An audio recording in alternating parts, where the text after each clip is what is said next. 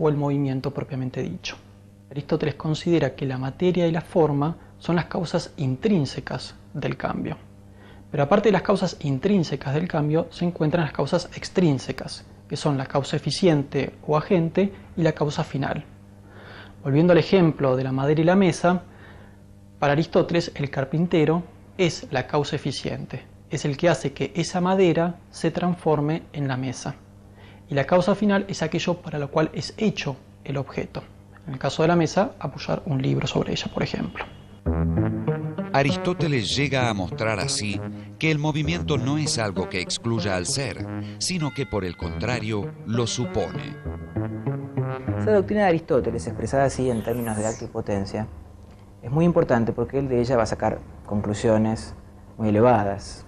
Por ejemplo, a partir de esa doctrina sobre el acto y la potencia y el movimiento, va a explicar la existencia de Dios, que Aristóteles llamaba el primer motor inmóvil. Dios como acto puro, primer motor que mueve sin distancia a todo lo demás, plenitud sin carencia alguna.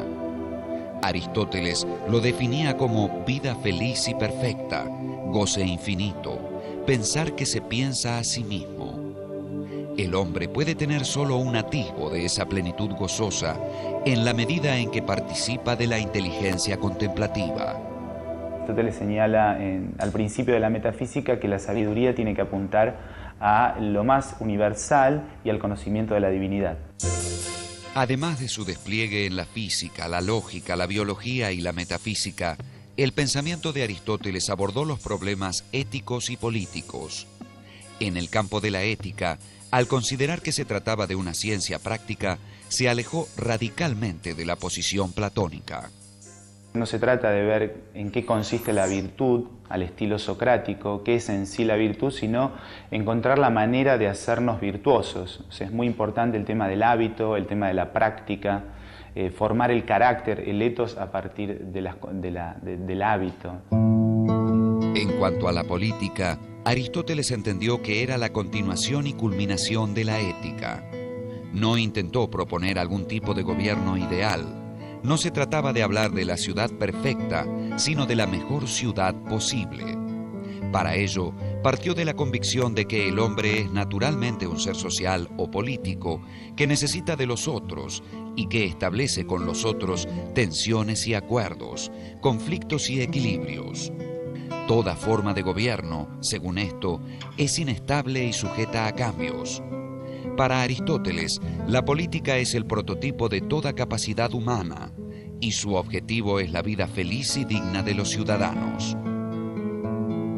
Los sofistas predicaban que los principios de la vida social son meramente convencionales y contrarios a la naturaleza. Aristóteles sostuvo, en cambio, que el hombre está, por su propia naturaleza, destinado a vivir con otros hombres en el ámbito de la polis. Los sofistas afirmaban también que el Estado surge artificialmente de un contrato que restringe la libertad de cada uno en defensa de sus intereses mutuos.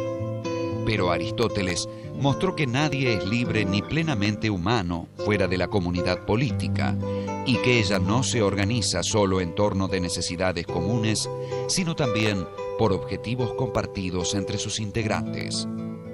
Entonces Aristóteles, en vez de crear nuevas ciudades ideales, se pone a estudiar las ciudades reales y escribe un libro que está publicado, está traducido al castellano también, que se llama La Constitución de Atenas, que era una especie de archivo de qué había ocurrido en la Atenas del siglo V y parte del IV.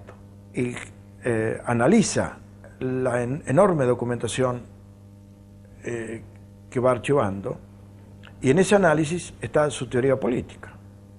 La teoría del equilibrio entre las fuerzas, la teoría del equilibrio entre la posesión económica de los ciudadanos, la teoría de la relación entre monarquía, aristocracia y democracia, donde no aparece un programa absoluto, es decir, ideal.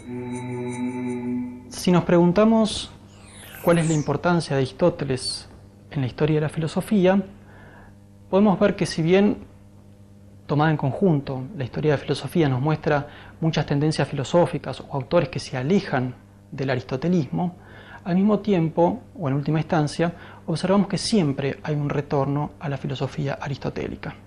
Es decir, que la filosofía de Aristóteles es una continua fuente de inspiración para los filósofos.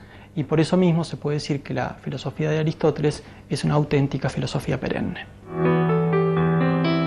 En junio del 323 murió su protector, Alejandro de Macedonia, y Aristóteles sintió su vida en peligro. Ya el maestro de Platón, Sócrates, había sido condenado a muerte por los atenienses en el año 399 a.C. Aristóteles, en una carta a un amigo, explicó que abandonó Atenas en el 323 para impedir que los atenienses pecaran por segunda vez contra la filosofía. Al dejar Atenas, Aristóteles se instaló en la casa de la familia de su madre, en Calcis, Eubea. Murió allí poco después, en octubre del 322 a.C., a la edad de 63 años.